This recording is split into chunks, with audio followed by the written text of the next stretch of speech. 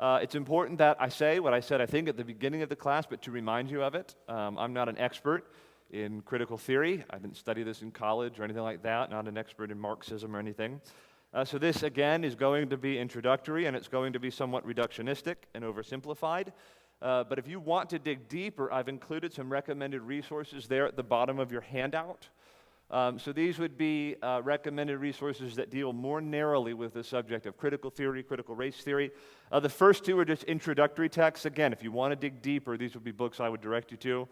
Oxford put out Critical Theory, a very short introduction by Stephen Eric Bronner. And then Critical Race Theory, an introduction by Richard Delgado and Gene Stefanchich. Both those books are pretty short, maybe 150 pages or so, can get you some of the main points there. And then two sort of pop-level texts that are very popular in the public arena, in universities, and that's White Fragility by Robin DiAngelo and How to Be an Anti-Racist by Ibram X. Kendi. These are not books I would recommend because of the worldview or perspective they convey, but it would help you to understand what we're up against in terms of some of the errant teachings in our day about race and social justice and things like that. And then you have a few books I've listed that critique critical theory and critical race theory. One is called Cynical Theories, How Activist Scholarship Made Everything About Race, Gender, and Identity by James Lindsay and Helen Pluckrose. Lindsay and Pluckrose are atheists, though they are somewhat sympathetic to the Christian position. But if you're wanting to read a somewhat scholarly treatment of these things, to better understand critical theory, that would be a book I'd recommend. Also, a book called The Madness of Crowds, Gender, Race, and Identity by Douglas Murray. Again, Douglas Murray is an atheist. He's a gay man. He is a social critic, I suppose, living in England, but very gifted, I think, at grappling with these issues. And that's a much more accessible book, I think, than Cynical Theories. And then a book I'd highly recommend, I'm just trying to pass this out to everybody I know, and that's The Rise and Triumph of the Modern Self by Carl Trueman. Written from a Christian perspective. Carl Trueman is a professor at Grove City College. He is a dear Christian brother, and it's just an exceptional book that is really addressing the sexual revolution, but also critiques Marxism and critical theory as well. And then two books by a very gifted and well-known economist, African-American economist named Thomas Sowell. Thomas Sowell's probably in his 90s now, but just a brilliant thinker. I'd recommend anything by Thomas Sowell. Grew up in Harlem, has written extensively on the intersection of race and economics. His books, Discrimination and Disparities, and Black Rednecks and White Liberals, are both excellent. I'm not sure if Thomas Sowell is a Christian. He is at least very sympathetic to the Christian worldview. And then finally, and this is the best book you can read, and I'll remind you this is in our bookstore. If you could only read one book on the subjects we're talking about in this class, very accessible, thoroughly biblical, a newer book called Confronting Injustice Without Compromising Truth, 12 Questions Christians Should Ask About Social Justice. So these are available in the bookstall. Feel free to buy them after the service or pick one up. And then also a book we're recommending, I didn't list this in your handout, but that is What is the Mission of the Church? Making Sense of Social Justice, Shalom and the Great Commission by Kevin DeYoung and Greg Gilbert, also available in the bookstall. These two books are excellent. I can't commend them highly enough. All right, I want to begin this class by reading a quote from Carl Trueman from his book, The Rise and Triumph of the Modern Self. This is from his introduction. And this is how he explains what he's endeavoring to do as he presents various perspectives and worldviews in his book. Again, Trueman in his book is dealing primarily with the sexual revolution, but he's explaining here how he addresses worldviews different from his own. And I'd like us to adopt something of Trueman's approach in our discussion of critical theory, critical race theory over the next few weeks. So this is what I have written this book with the same principle in mind that I have tried to embody in the classroom for well over a quarter century. My task as a historian is first to explain an action, an idea, or an event in context. Only when that hard work has been done can the teacher move to any kind of critique. While I cannot claim to have always attained this ideal in everything I have said or written, it seems to me that giving an accurate account of one's opponent's views, however obnoxious one may consider them to be, is vital, and never more so than in our age of cheap Twitter insults and casual slanders. There is nothing to be gained from refuting a straw man. There's nothing to be gained from refuting a straw man. I have therefore tried to be as careful and dispassionate as possible. Some readers might find this odd, given my personal dissent from much of what they each represent, but truthfulness is not optional. Listen to this. My hope is that I have represented the views of these groups and individuals in such a manner that were they to read this book, they might demur to my conclusions, but at least recognize themselves in my account of their thought. All historians owe that much to the subjects of their inquiries, and I would simply add, all Christians owe that much to their opponents as they seek to debate and dialogue. Nothing is gained from critiquing a straw man. In fact, much is lost, not least one's credibility in dialogue and debate. Now, it's important you understand that critical race theory is a subset of a larger discipline and movement known simply as critical theory. So there are many critical theories: critical gender studies, studies related to sexuality, ableism, ageism, fat studies, things like that. Okay, critical race theory is a subset of the larger critical theory discipline and movement. Today we're going to talk about the origins and intellectual roots of critical theory broadly. Next week, God willing, I'll seek to define the major tenets of critical race theory. So this class is going to be our most abstract class. It might feel a little bit like eating your vegetables. I'm going to try not to use specialist language when I don't need to, but in some cases that will be required just to be accurate. And again, I would love for it to be true that if a Marxist professor were sitting here or a critical theory professor, they'd say, yeah, that's basically what we believe and where our thoughts came from, though I'll endeavor to make some biblical critique as well.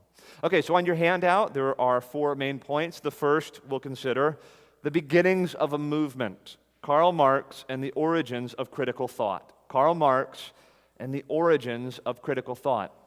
Again, Carl Trueman, in his book, Rise and Triumph of the Modern Self, makes the simple observation that one of the big questions you have to ask when doing history is where to start. You have to start somewhere. You can keep going back as far as you want to go, because in a sense, every idea comes from what came before. There's nothing new under the sun. But you got to pick somewhere to start if you're going to do history. And so I'm starting with Karl Marx, but the decision to do that is not altogether arbitrary. I start with Karl Marx for 2 reasons. First of all, the whole critical theory movement is avowedly Marxist. So that's not a judgment I'm making or a critique I'm offering. Critical theorists will acknowledge we are Marxists. We are drawing on the Marxist heritage. You read books on critical theory, critical race theory, that will be usually stipulated as one of their assumptions. We are working out of a Marxist framework. So the movement itself is avowedly indebted to Karl Marx. Number 2, the second reason I start with Marx, is because many within the movement, the critical theory movement, identify Marx as the first true critical theorist. So you'll see this in books on critical theory, critical race theory. Karl Marx, his dates are 1818 to 1883, was a 19th century German philosopher and political theorist.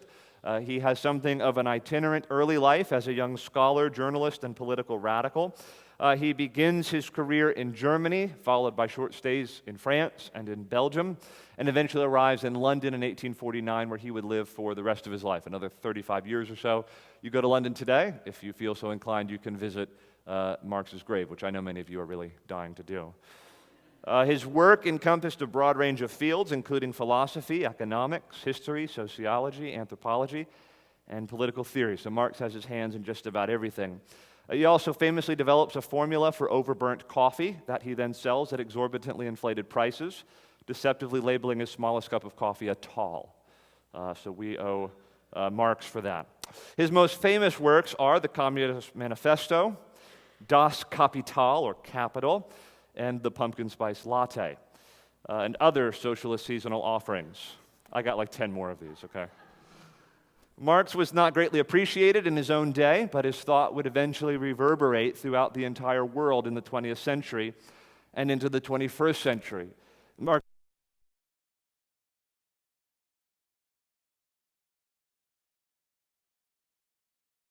is, of course, dead, but his thought makes its mark in economics and politics in the 20th century, and largely in the realm of culture in the 21st century. So the influence of Marx today is not felt primarily in the political or economic realm. It's felt primarily in the realm of culture. He is probably among the top 5 or so most significant thinkers in the modern era in terms of overall influence. It's just practically impossible to overstate the significance of Karl Marx. Now, Marxism as a philosophy is actually quite complex, and it's often misunderstood. I'm not going to give a very thorough explanation of Marxism, but I do want to try to give you some of the basic furniture to begin to set up the room. Marxism is sometimes defined in terms of 3 assumptions.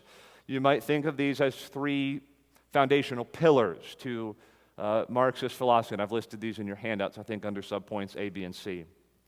First of all, A, Marxism is based on a particular view of anthropology, that's the study of man, a particular view of anthropology that views human nature as being socially constructed. Okay, so this is the most abstract idea I'm going to present today. I'm not going to do a lot of analysis of this. If this is over your head or you're like, I don't really get what he's saying, that's fine.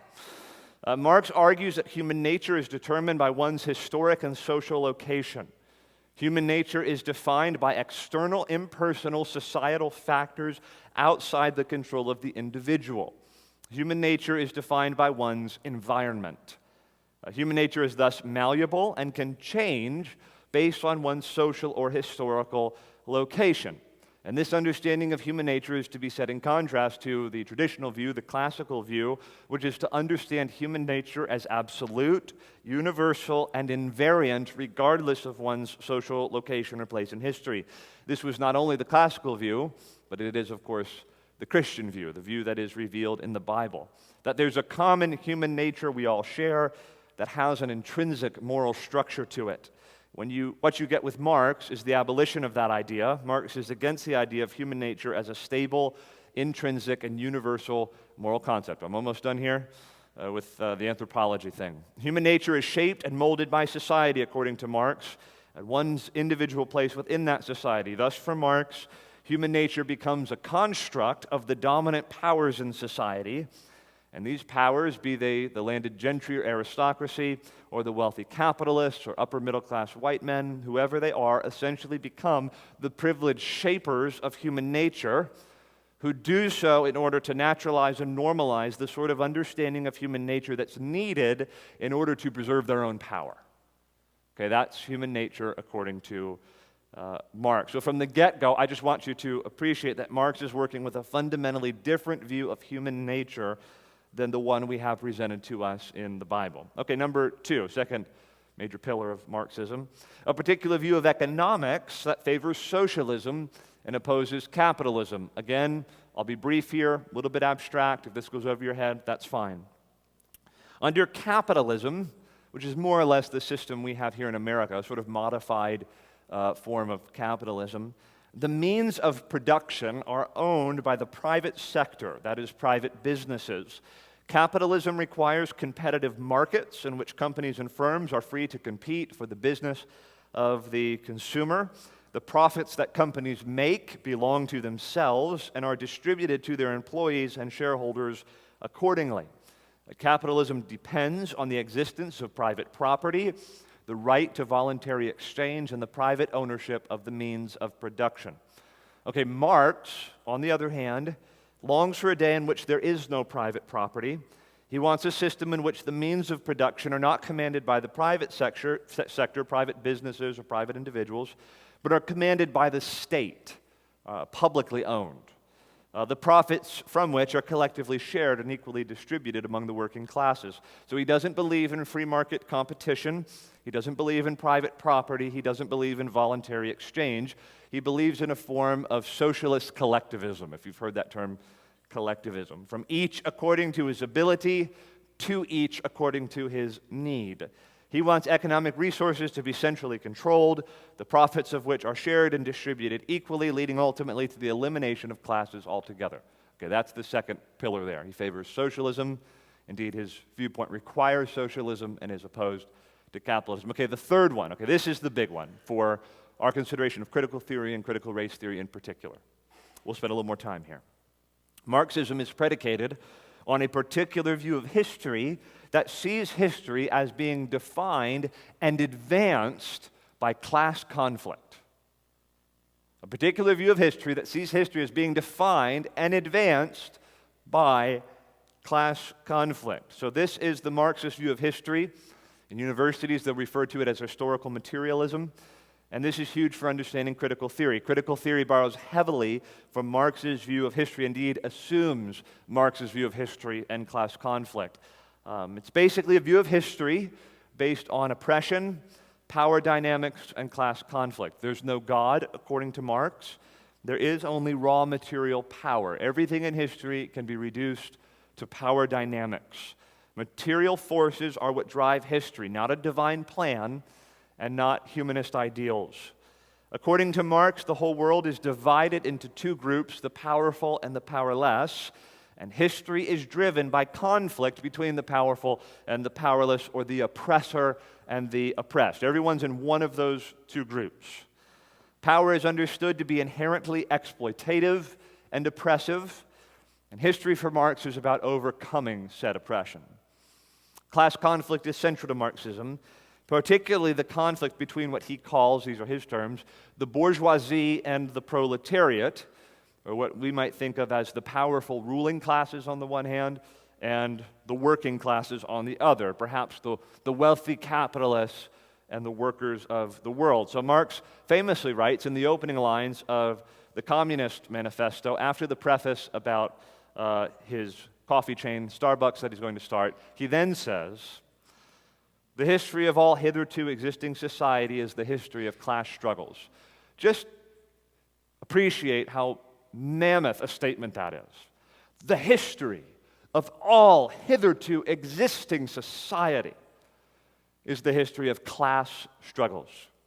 Freeman and slave, patrician and plebeian, lord and serf, guildmaster and journeyman, in a word, oppressor and oppressed, stood in constant opposition to one another, carried on an uninterrupted, now hidden, now open fight, a fight that each time ended either in a revolutionary reconstitution of society at large or in the common ruin of the contending classes. So there's a few plot movements to this class conflict, this oppressor versus oppressed dialectic, conversation in Marxism, and I think I've listed these on your handout. 4 plot movements to this view of the world. Number 1, Marx believed that the power relationships between the capitalists and the workers of the world, the powerful, the powerless, the oppressor and the oppressed, the bourgeoisie and the proletariat, were inherently exploitative. Inherently. Like, there's no way they cannot be. So you think of the example of an individual that owns a construction company. He pays you because you are really good at hammering nails into things. And he says, look, I'm going to pay you a certain wage if you'll come and hammer nails into things for me, and I'm going to pay you a wage at the end of the day. Marx would argue that there's no way that relationship can exist for significant mutual benefit. It inevitably requires some sort of tension, conflict, and alienation, and some sort of abuse or oppression, because presumably the owner of that business is going to make some of the profits that you're going to produce by virtue of your nailing hammer or nailing nails into things, okay? So we view that maybe as a positive, voluntary, mutually beneficial relationship. He says, no, it requires tension, conflict, and alienation. In a capitalist system, the minority owns the means of production, the bourgeoisie for Marx, and the vast majority of the population, the proletariat, actually produces the goods and services, but the minority, the capitalists, those who own the means of production, enjoy a disproportionate measure of the profits of production. Now, what are the means of production in a capitalist system? I've used that term, means of production, several times. Anyone know what I'm referring to when I talk about the means of production? In a capitalist system, what are the means of production? I'm sorry? Land, labor, capital. That's excellent. So you might think of the factories and plants used to produce goods and services, various equipment, other type facilities. These are the means of production that are owned by the capitalists in a capitalist system. As for the working classes, they don't own the means of production. Rather, they work for those who do own the means of production, and thus the worker will inevitably, according to Marx, be alienated or divorced from some of the fruits of his labor. So whoever owns the means of production has the power. Okay, so for the Marxists, remember this is crucially important. To the Marxist, whoever owns the means of production has the power, and thereby is in the oppressor category. To remind you, one of the key differences, perhaps the key difference between capitalism and socialism, is over who owns the means of production. In a free market capitalist economy, the means of production are owned by private businesses and private individual citizens. In a socialist system, the means of production are publicly owned by the state, the profits of which are then redistributed according to need with the goal of eliminating classes altogether. Second plot movement in the history of the world according to Marx. This exploitation of the vulnerable by the powerful would inevitably create class conflict. That's the second plot movement here. Remember, class conflict is inherent to Marxism. It defines the course of history. The oppressor and the oppressed live in constant conflict, and that's what's moving history along. Marx believes conflict is unavoidable and is fundamentally necessary. Rich and poor, according to Marx, cannot exist in harmony. They must be alienated from one another. Third plot movement, this is in your handout. This conflict would ultimately lead to a revolution in which the working class would overthrow the capitalist class and seize control of the economy. So Marx prophesies that there will be all over Europe, indeed all over the world, proletarian revolutions. They're going to rise up and overcome their oppressors. Capitalism is understood again to be inherently exploitative toward the worker.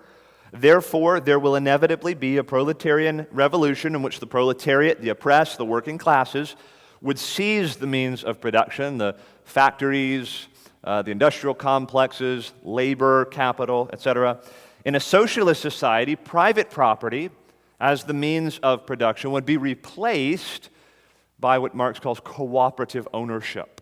A socialist economy would not base production on the creation of private profits, but on the criteria of satisfying human needs. See John Lennon's hit song, Imagine, okay? That is working out some of the ideas of Marx.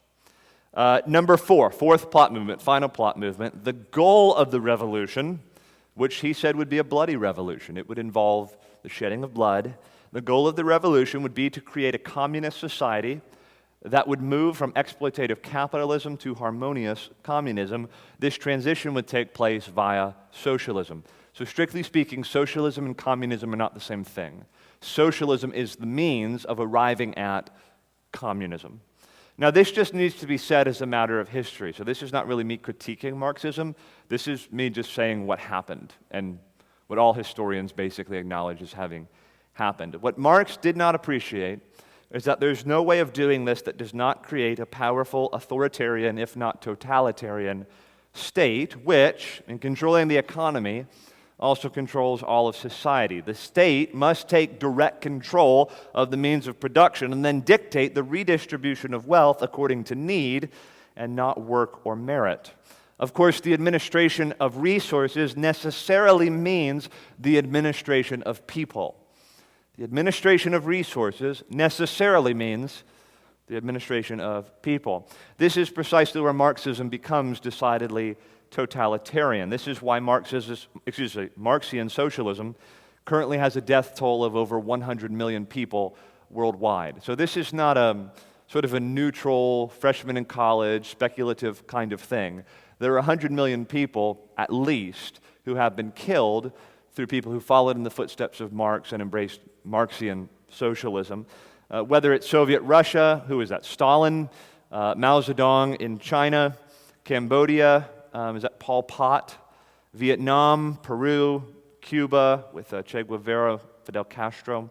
Marxism always leads to totalitarianism, and totalitarianism is inherently dictatorial, exploitative, and tends toward genocide. I just have purposed, anytime I ever talk about Marxism, I'm going to tell that part of the story. It's a very important part of the story. And to a generation that increasingly is becoming more sympathetic to Marxism and socialism, we need to be reminded of these realities. Okay? All right, point number two. Well, let me pause for a second. That probably felt like a history lesson or an economics lesson. Maybe it wasn't very fruitful, but I feel I need to present that material just to be accurate. Do you have any questions? Okay, let's consider part two, what I'm titling The Road to Revolution. Antonio Gramsci, pronounced Gramsci, he's Italian, Gramsci, Antonio Gramsci, and the shift to cultural Marxism. Antonio Gramsci, his dates are 1891 to 1937. He is an Italian Marxist philosopher. He was something of a radical renegade scholar and is one of the founders of the Communist Party in Italy. His ideas were considered dangerous by the fascist leader of Italy at that time. Anyone know who that is? Aaron knows. Yeah, Benito Mussolini. And I love that. Hand nice and high so I could see you. Thank you, brother. Benito Mussolini imprisons Antonio Gramsci because of his radical ideas and that he thought him to be a dangerous man. During his imprisonment, he produces copious notes and writings, now famously known today simply as the prison notebooks, a few thousand pages. I've not read them, only read quotes from them. So here's why Gramsci matters. Marx predicted that there would be a socialist revolution. He said this is going to happen all over Europe. He even thought it might happen in his own lifetime. Of course, it didn't. But he prophesied that the proletariat would rise up and overthrow the bourgeoisie. Class conflict would boil over into violent, bloody revolution. And he predicted this would happen all over Europe. Well, of course, this didn't happen. He was wrong about basically everything. He said it would definitely happen in England. Never happens in England. He said it would definitely happen in Germany. It never happens in Germany and a host of other places. And Gramsci is investigating the question. As a Marxist, he thinks Marx is basically right. He's saying, now why didn't the revolution happen? Why don't the oppressed rise up and revolt against the oppressor? Why do the oppressed tolerate their own oppression? So he embraces that social binary. We're all in the oppressor group or the oppressed group.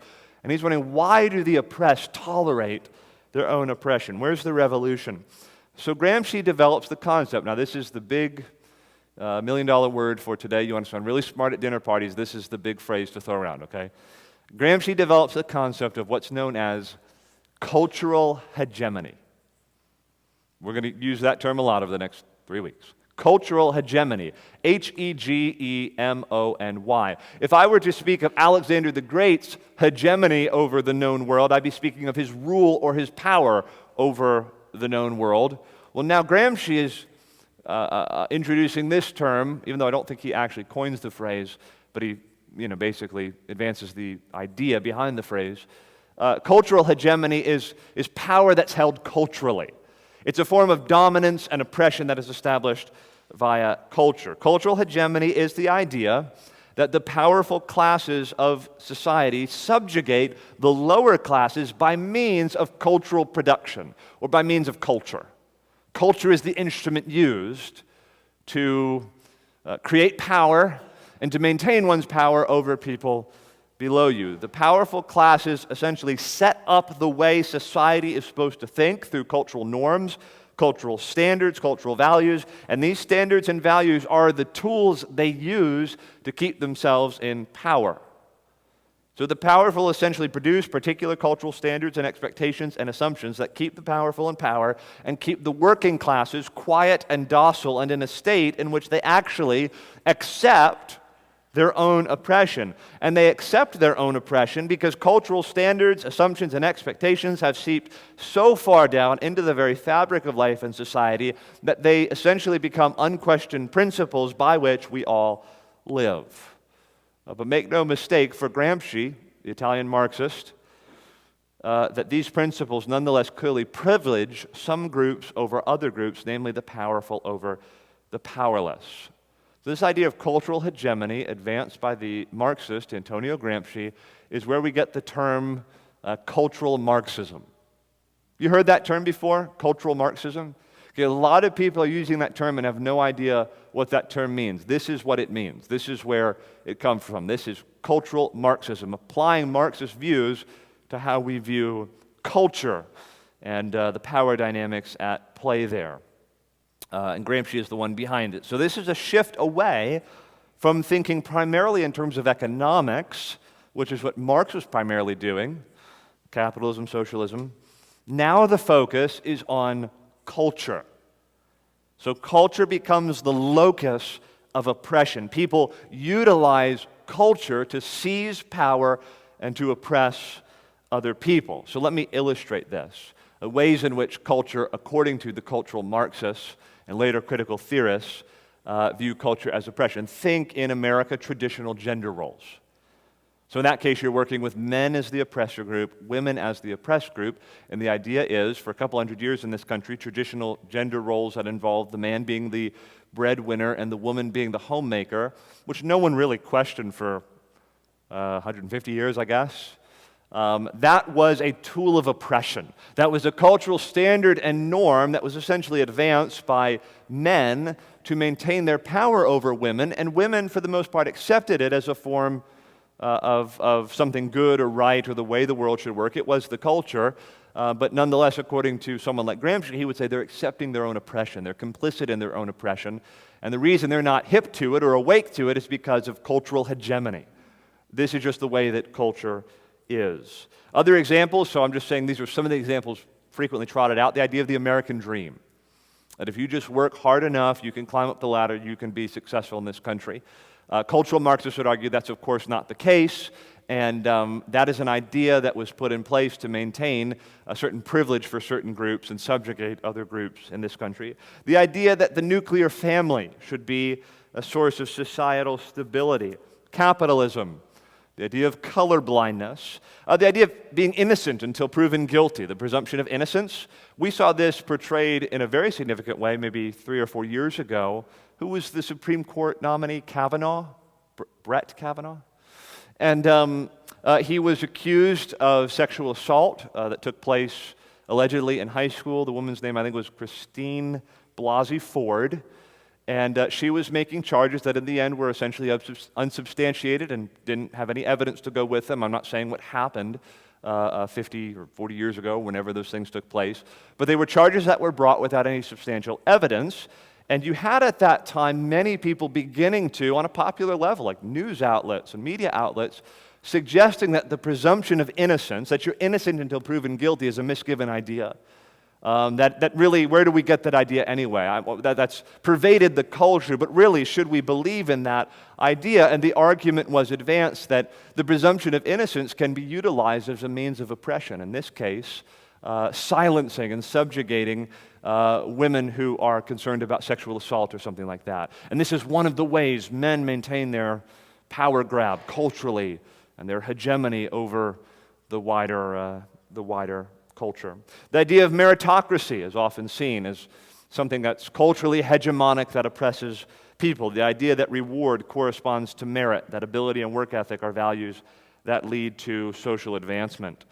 So this opens the door for some to view Western values as oppressive, sexual norms as oppressive, meritocracy as oppressive, even race-neutral policies as oppressive. So critical race theorists, to give you a preview of next week, view race-neutral policies as oppressive, standardized testing as oppressive. But you see, we're not talking now about economic oppression primarily. It's cultural oppression, which may lead to a kind of economic deprivation, but the locus of oppression is culture. That's where oppression is taking place. So in traditional Marxism, in terms of a Marxist view of history and of economics, what are the means of production that are owned by the powerful capitalists? They're factories, plants, firms, businesses, industrial equipment, etc. Now, if we're talking about cultural Marxism, what are the means of production?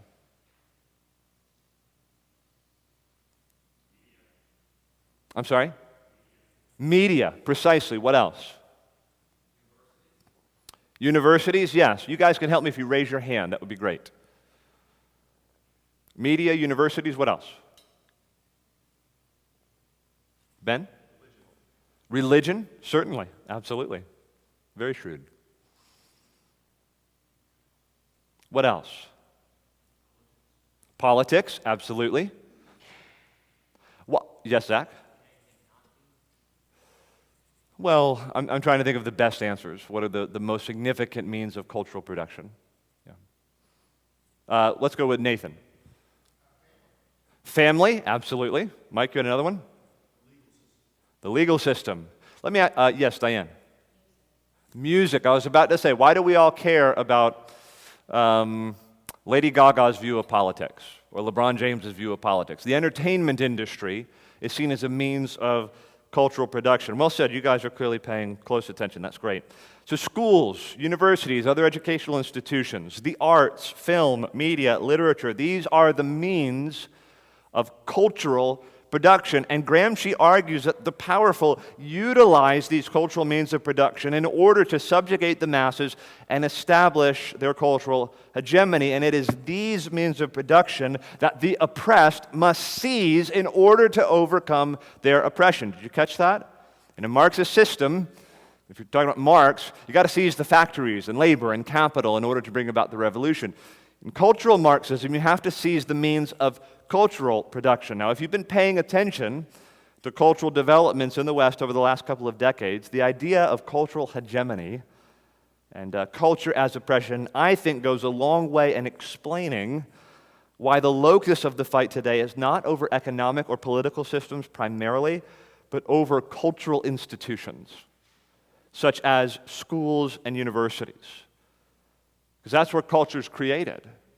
That's where values and norms and standards are injected into young minds and become reified and become in the ascendant in the culture. Therefore, the universities, the media, the arts, the entertainment industry, these are the institutions that need to be seized and controlled in order to overcome oppression. These are means of production, and whether or not oppression will continue and will be overcome depends on who owns the means of production, namely who can educate the children, who has say-so over the curriculum, who has control over the academic institutions, who owns the media. This is why we care what film stars and pop artists and athletes think about social issues, because those arenas are the arenas of cultural production. Gramsci called this the long march through the institutions of power. He said this, quote, Socialism is precisely the religion that must overwhelm Christianity. In the new order, socialism will triumph by first capturing the culture via infiltration of schools, universities, churches, and the media by transforming the consciousness of society. He used the word infiltration. I'm not supplying that there. So this is not like that obnoxious email forward from your great aunt in all caps, like, wake up, America, they're infiltrating the young minds. I mean, this is what Gramsci put to paper, that socialism must overwhelm Christianity, and in the new order, it will begin by seizing the cultural institutions. So you see, for Gramsci and cultural Marxism, culture itself is the means of oppression, or the means by which oppression is perpetuated. And if you're going to undo oppression, you have to change the culture. All right, number 3. I'll try to pause for questions at the end of the class because we're running out of time. Number 3, I'm calling this the critical turn. The Frankfurt School and the emergence of modern critical theory. Can you raise your hand if you've heard of the Frankfurt School? Oh, wow. Man, okay. A group called the Frankfurt School is the institution most closely associated with the origins of critical theory. We're going to be talking next week and the week after about critical race theory. Critical theory is the umbrella discipline. It began as the Institute for Social Research. Some of the names associated with the Frankfurt School are Herbert Marcuse, Max Horkheimer, Theodor Adorno, and Erich Fromm. Marcuse and Horkheimer are probably the two most well-known. The school essentially begins in the interwar period, the era between the world wars, really comes into its own in the 1930s. Eventually, the school was forced to move from Frankfurt to America due to the rise of the Nazi Party in Germany. I think most of the scholars associated with the Frankfurt School were actually Jewish. And so they see what's coming down the pike, they move from Frankfurt to New York City. The Frankfurt School is taking the ideas of Marx and Gramsci, so this is explicit. It's a project based on the work that has preceded them by Karl Marx and Antonio Gramsci, and using them to analyze Western civilization and the socioeconomic institutions of the West. They developed the discipline of critical theory, which is an effort to identify, expose, and overturn elements of cultural, economic, and political oppression within various systems and institutions. I'll say that again. Critical theory is the effort to identify, expose, and overturn elements of cultural, economic, and political oppression within various systems and institutions. Critical theory seeks to identify, question, and critique hidden biases and assumptions present within various systems, institutions, and other such entities that maintain power and oppression over certain oppressed groups, be they women, ethnic minorities, sexual minorities, the poor, etc. They are critics of culture, critics of the law, critics of policy, critics of art, critics of capitalism, etc. Many of the original critical theorists begin to conclude that things like classical liberalism, Western civilization, Christianity, sexual norms, etc., that these things represent the cultural hegemony, the cultural power that is used to oppress the lower classes. Classical liberalism, Western civilization, Christianity, sexual norms. The powerful, usually identified as white, Western, heterosexual Christian males, have both explicitly and inadvertently put together systems of power, explicitly and inadvertently. So they're not arguing that white males were necessarily in a smoke-filled room, with the vegetable tray and hummus, coming up with their plan for how to exert hegemonic cultural power over the rest of the world. I mean, some, they will say, deliberately did that, but they'll say many do this inadvertently. They put together systems of power which they use to keep themselves in the place of power by means of cultural hegemony, and correspondingly subjugated, marginalized blacks, women, sexual minorities, etc. This is how they maintain their power over the oppressed. To the critical theorist, power is a zero-sum game. If someone has power, then inevitably someone else doesn't have power. Power is gained only through power taken. Some of you in college may have studied Michel Foucault. I think he's French. I don't know. Widely cited and read philosopher. He does this famously with sexual norms. He writes a very seminal text, no pun intended, on the history of sex. And his argument is that there have been sexual standards and norms that have been asserted in the wider culture as a means of maintaining oppression over sexual minorities. Michel Foucault himself, I believe, was a homosexual. We also have learned recently that he was a pedophile. Okay, but he argues that in the history of sex. He has another book called Discipline and Punish, in which he argues that people do this in the realm of how we punish crime. That how we punish crime, we might think that it is enlightened and right according to the law, but really it is a form of oppression. He does this very interestingly in his first book called Madness and Civilization. I think that's his first book. He says we do this actually to the mentally ill. Like our culturally prevailing views of mental illness are used as tools of oppression over people who are, in his words, mad, but mentally ill people, or people who struggle with some form of mental illness, madness being the older term. So critical theory is trying to reveal and challenge power structures that oppress. It is trying to expose hidden assumptions and biases in the system in order to bring about liberation and a more just society. Critical theory is oriented toward critiquing and changing society as a whole, and it seeks to, quote, in the words of the critical theorists, liberate human beings from the circumstances that enslave them. Okay, let me just preview next week. Critical race theory, then, is a type of critical theory. You can do critical theory with gender studies. You can do critical theory with studies of the rich and the poor. Critical race theory is applying critical theory to race. So what would it look like to apply critical theory to the issue of race and racism? So consider this as a teaser for next week, where we'll enumerate the major tenets of critical race theory. Well, first of all, the conversation has to be defined in terms of power dynamics. And in the case of CRT, we're typically talking about whites as the oppressor group and all ethnic minorities, especially blacks, as the oppressed group. So CRT will utilize the standard Marxist nomenclature of bourgeoisie, proletariat, oppressor, oppressed, powerful, powerless. So some people speak of white privilege. I'm not saying everyone who uses the term white privilege or believes in something like white privilege is a cultural Marxist. I don't believe that at all. But you can see in that language, in light of what we've considered today, some resonances of the Marxist view of the world. Robin DiAngelo, in her book White Fragility, famously defines racism as not prejudice only, but prejudice plus power. Racism is prejudice plus power. Power dynamics, right? The oppressed versus the oppressed. Racism is prejudice plus power, which for her means blacks as a group or Hispanics as a group can't be racist because they lack social, cultural, and economic power. Again, you see in there the Marxist view of conflict theory, the idea of cultural Marxism as well. Another idea Prominent in critical race theory, racism is not primarily defined in terms of personal animus, prejudice, and discrimination.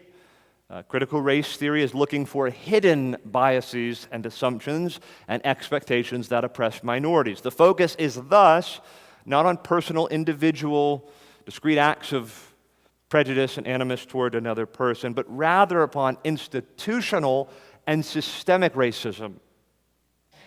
Okay, that's what Marx was doing, and that's what Gramsci was doing. Hidden biases and assumptions baked into the cake in institutions and in systems. So the big insight of CRT is that you can contribute to racism without even knowing, without even being a racist yourself, without having any personal biases or prejudices. What makes you a racist is complicity in a system or institution that oppresses a particular group, or a sexist, or a misogynist, or something like that. Another idea latent in critical race theory, intent is not the issue, only outcomes. Oppression is defined as disparate outcome, not what you intended to say or do or bring about through what you said or through your corporate policy or through a particular law. Oppression is defined as disparate outcome, or a disparately uneven share in commanding power.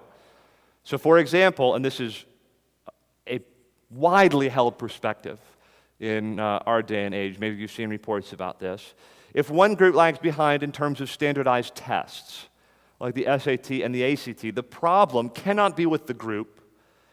It has to be with the test. It has to be. That's the only acceptable option, which then are understood to be tools of oppression and are inherently racist or sexist or otherwise. Another idea, critical race theory aims to indict certain cultural standards and assumptions in order to overturn oppression. Meritocracy is a big one. Legal neutrality is one. So I recommended The Introduction to Critical Theory by Richard Delgado and Gene Stefanchich. I think it's on page 3, where they argue against the idea of legal neutrality, which is a fundamental classical liberal and Christian principle. And they argue that that is a tool of oppression. Colorblindness, these are all cultural tools that maintain oppression. The oppressed are understood to have a superior ability to identify oppression. Marx famously argued that if you want to know if oppression is taking place, who do you ask? The ones who know are the ones who are oppressed. They have a superior consciousness and an ability to see oppression in a way the oppressors cannot see. The common way of thinking about that is the idea of being woke. Okay, so woke is the idea that you're awake, you're alert to oppression in the world in a way that the oppressors and the elite classes of society can't understand. But now I want to draw your minds to some of the fundamental ways in which the assumptions and assertions of Marxism, cultural Marxism, and critical theory are in conflict with the Bible. I'm going to briefly state these, and we'll consider them in greater depth next week and especially the week after. Okay, but I want to throw them out there. Okay, number one. The Marxist view of history is not the biblical view of history. So that's point number one on your handout. The Bible does not divide the world up into oppressor and oppressed groups. The Bible does not nurture the idea that certain classes of people are inherently victims and oppressed groups based on their skin color, social location, or place on the economic ladder. In other words, to be poor is not necessarily to be oppressed. To be a woman is not necessarily to be oppressed. To be a minority is not necessarily to be oppressed. Moreover, to be rich is not necessarily to be an oppressor. To be a man is not necessarily to be an oppressor. To be in the majority culture, ethnically or otherwise, is not necessarily to be an oppressor. All men and women are capable of oppression, and every type of person can be oppressed. Furthermore, the Bible does not treat power as a zero-sum game, nor does it treat power as inherently wicked or exploitative.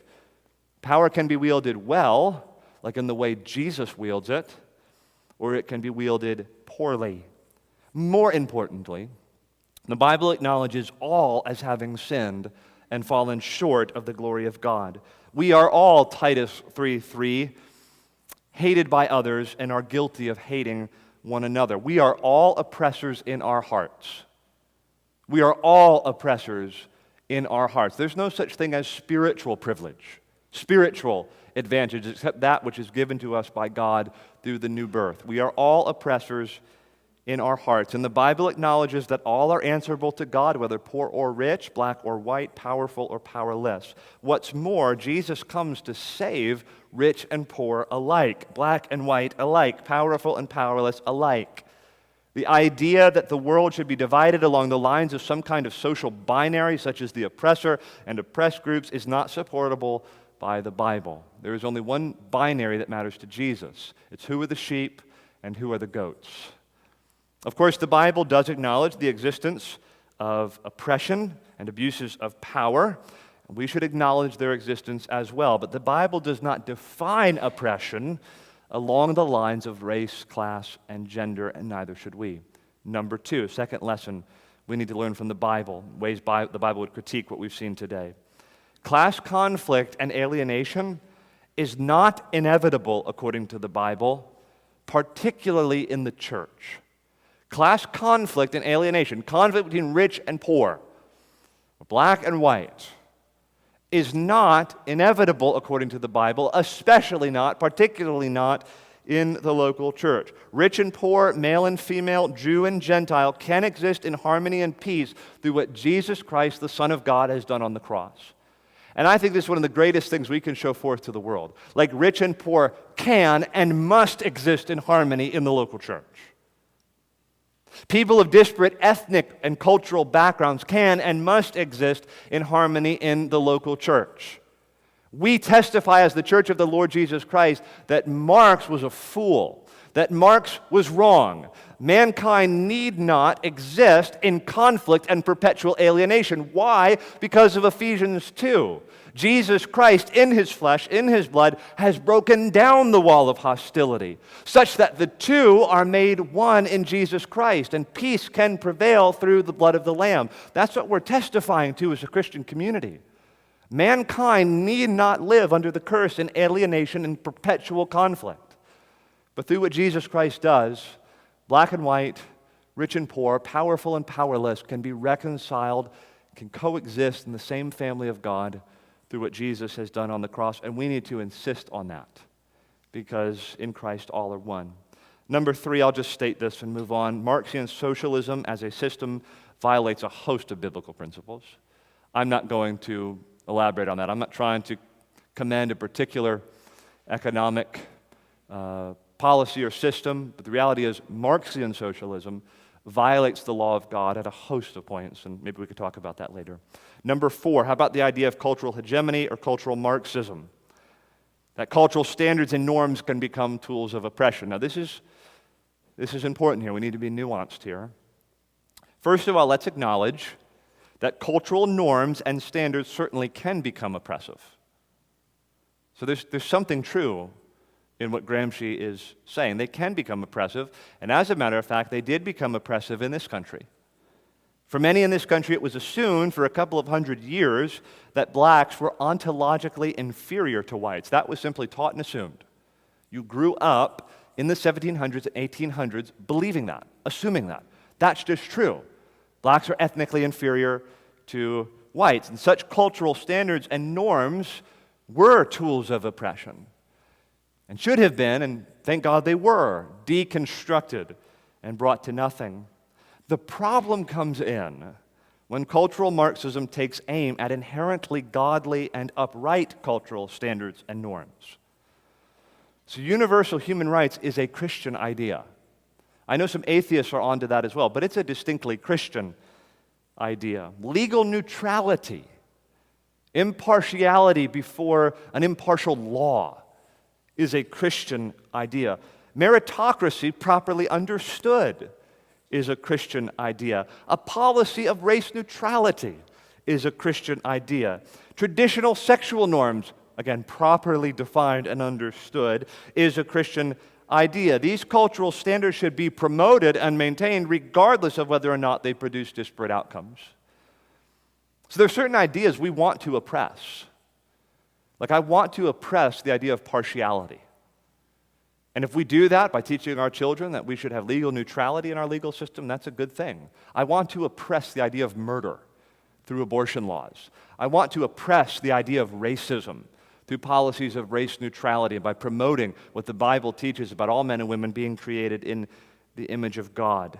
And let's remember, brothers and sisters, in the end, happily, gloriously, in the new heavens and new earth, Jesus will reign and exercise total hegemony over the world, and all will live according to his righteous standards and the ethics of his kingdom. So the issue is not whether or not cultural hegemony exists, but what will the cultural hegemony be? Okay, that was a lot of material, like I said. It's like eating your vegetables. Next week, we're going to look more carefully at critical race theory, and we'll get more biblical material involved next week and the week after. We have a few minutes here. What questions do you have? Zach? Would you say this idea of cultural Marxism and hegemony, does that explain perhaps why it seems there are increasingly less cultural outlets that are not political? Yes. Carl Trueman, I don't know if he says this in his book, but I've heard him say it in an interview. He talks about this idea that nothing today is pre-political. And I would argue nothing is pre-racial. Okay, we live in a racialized society. What he means by that is, I make a comment, I make a statement about what I believe. It is immediately in our bipolar culture, immediately I'm being put in a category. What political group are you in? You know, so you've seen this with businesses lately. All these sorts of businesses are now commenting on all these social issues because nothing's pre-political anymore. Who sells you your hamburger or gives you a Coke or the chainsaw you're trying to buy at Home Depot or whatever it is. I made jokes about Starbucks and who's selling your coffee. Nothing is pre-political. It's all part of this. And cultural Marxism, because culture is seen as the locus of oppression and where the fight needs to happen. Yeah, things as innocuous as the coffee you drink or, the media you stream, the artists you listen to, it becomes political. Yeah, great question. Other questions? Zach, can you give Dan the mic? In the very early church in Acts, there was a situation where people would sell their land, sell their homes and everything and give away to the poor. So it was almost like they encouraged this socialism. Mm-hmm. Yeah, I would say there are certain elements of socialism or what is imagined in a song like Imagine by John Lennon, some of that which is preferable and commendable, but only within a Christian framework. I would not argue that the apostles or the Lord Jesus himself is encouraging the idea of state-controlled resources that, regardless of your will, your voluntary desire to bless others, can wrest your private property from you and then give it to others. I don't see that as a biblical idea, but the idea that the people of God should look out for one another and that those of us who are rich should give to the poor, that is absolutely a biblical idea. Now we're not talking about a political system, we're talking about how the family of God treats each other. Yeah, that's a very good point.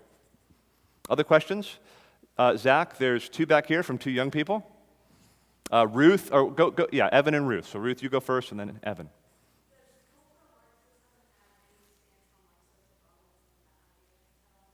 Does cultural Marxism have a stance? I know that Karl Marx would basically embrace Charles Darwin. Charles Darwin wrote The Origin of Species in 1858, so he's a contemporary with Karl Marx.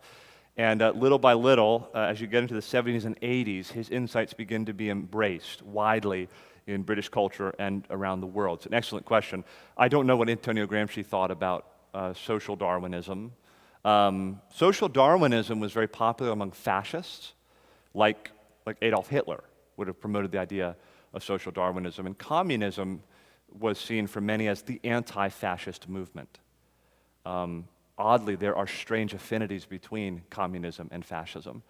But Antonio Gramsci is in prison at the hands of a fascist, kind of looking out his window, wondering why fascists are in the ascendant. This should have been a communist civilization. Why are the fascists in charge? Evan, great question, Ruth.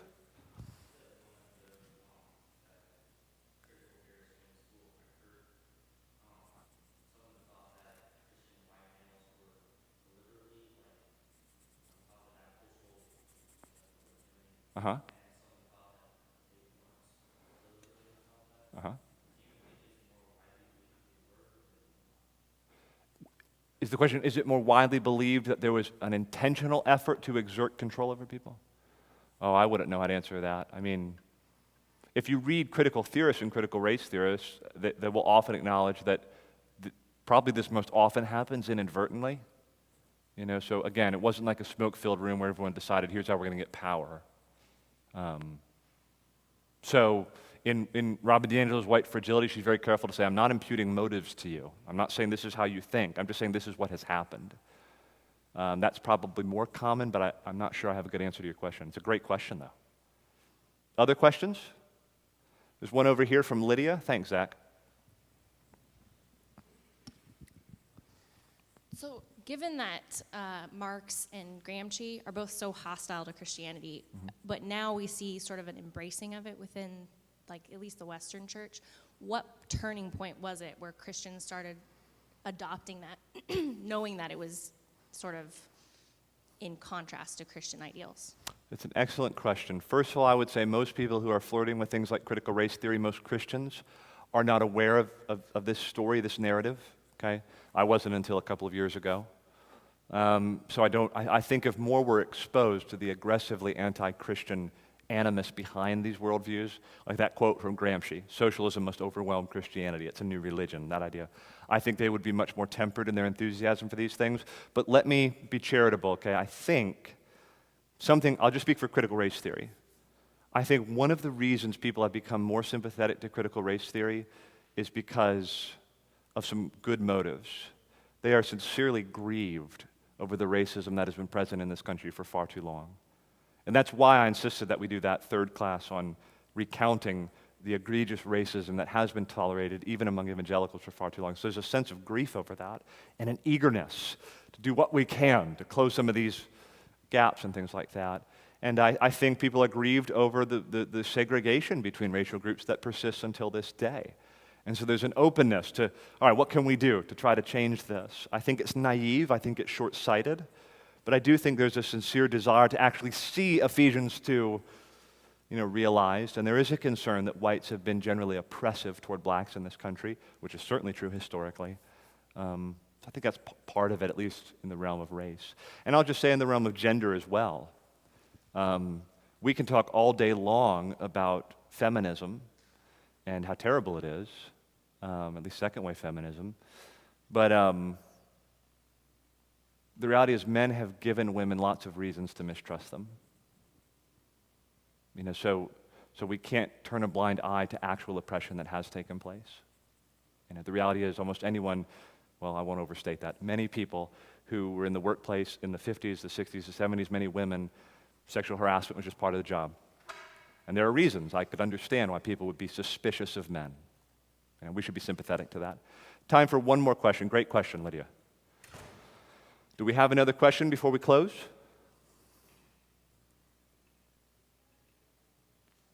Yes, Diane. Zach, if you bring her the mic. More of just a comment. Okay, go ahead. Back on that, and I'm not. We know you're a Marxist, Diane. Just go ahead and ask questions. No, I'm not like a feminist. You don't have Starbucks with you today, I notice. No, I don't. I would just say that it's happening not just in the it didn't just happen in the 60s, 70s. That's 80s. right.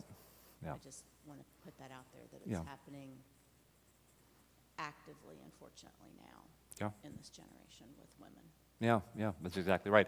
And Christians need to find a way to be sympathetic to that and call that out and to work to bring about change without buying into approaches to this laden with wicked assumptions, anti-Christian assumptions. And that's the tension. We need to be discerning and need to work at this. We've gone on pretty long. You've been a patient group. Let me pray and we'll be done. Father, we pray that whatever has been good and true from our consideration of these things today would help us going forward, give us proper perspectives, give us minds informed and conditioned by the Bible. Help us, especially in the coming weeks, as we consider how your word would help us to think through some of these issues. Give us grace in these things. Bless these brothers and sisters. Help us together to more and more come to appreciate the mind of Christ. Bless us as we come into your worship here in a few moments. We pray in Jesus' name. Amen.